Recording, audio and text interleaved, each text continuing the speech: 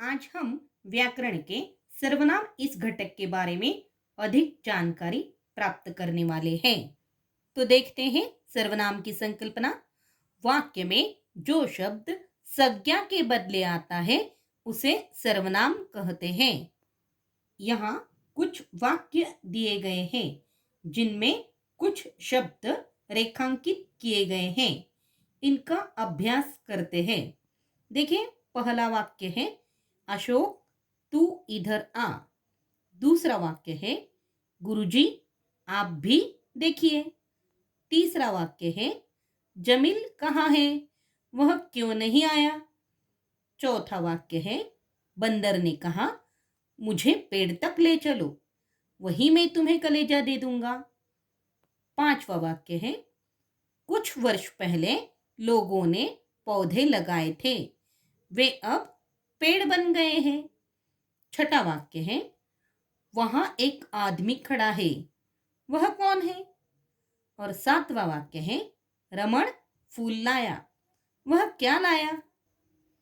देखिए, ऊपर के वाक्यों में रेखांकित शब्द संज्ञाओं के लिए सर्वनामों का प्रयोग किया गया है। जैसे अशोक के लिए तू, गुरुजी के लिए आप आदि। इन वाक्यों में तू, आप, वह, मुझे, मैं, वे, कौन, क्या इत्यादि शब्द किसी न किसी संज्ञा के बदले आए हैं। ये सभी शब्द सर्वनाम हैं। तो शब्द सर्वनाम की संकल्पना फिर से एक बार देखिए। वाक्य में जो शब्द संज्ञा के बदले आता है उसे सर्वनाम कहते हैं। अब देखते हैं सर्वनाम के प्रकार। पहला प्रकार है पुरुषवाचक सर्वनाम। देखिए, पुरुषवाचक सर्वनाम किसे कहते हैं। बोलने वाले, सुनने वाले तथा जिसके विषय में बात की जाए उसके नाम के बदले आने वाले सर्वनाम को पुरुषवाचक सर्वनाम कहते हैं। पुरुषवाचक सर्वनाम के 3 उपभेद हैं। पहला उपभेद है उत्तम पुरुषवाचक सर्वनाम, यानी बोलने वाला व्यक्ति। मैं, मैंने, मुझे, मुझको, मुझसे, हम, हमने, हमें, हमको, हमसे आदि। पुरुषवाचक सर्वनाम का दूसरा उपभेद है मध्यम पुरुषवाचक सर्वनाम, यानी सुनने वाला व्यक्ति। तू, तूने, तुझे, तुम, तुमने, तुम्हें, आप, आपको आदि। पुरुषवाचक सर्वनाम का तीसरा उपभेद है अन्य पुरुषवाचक सर्वनाम, यानी जिसके बारे में बात की जाए। वह, उसने, उसे, यह, इसने, इसे, वे, उन्होंने, उन्हें, उनको आदि। पुरुषवाचक सर्वनाम के कुछ उदाहरण देखते हैं। पहला है मैं बगीचे में था। दूसरा उदाहरण है तुम कहाँ थे। और तीसरा उदाहरण है वह मेरी सहेली है। देखिए, यहाँ रेखांकित किए गए शब्द मैं, तुम और वह पुरुषवाचक सर्वनाम है।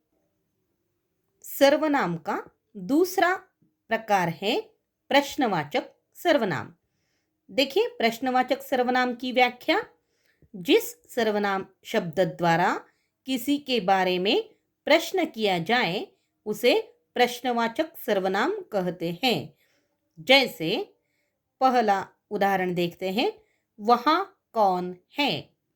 दूसरा उदाहरण है प्रवीण क्या कर रहे हो। तीसरा उदाहरण है कांच किसने तोड़ा।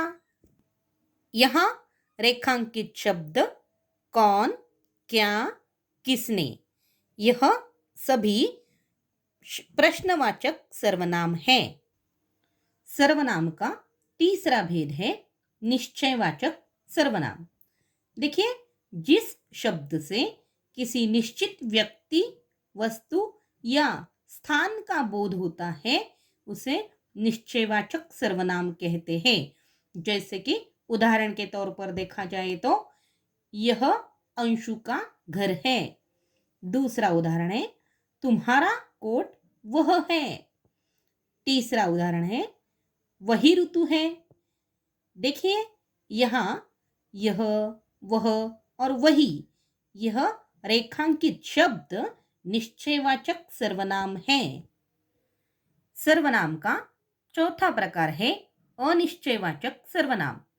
देखिए जिन सर्वनाम शब्दों से किसी निश्चित व्यक्ति, वस्तु या स्थान का बोध न हो उन्हें अनिश्चयवाचक सर्वनाम कहते हैं।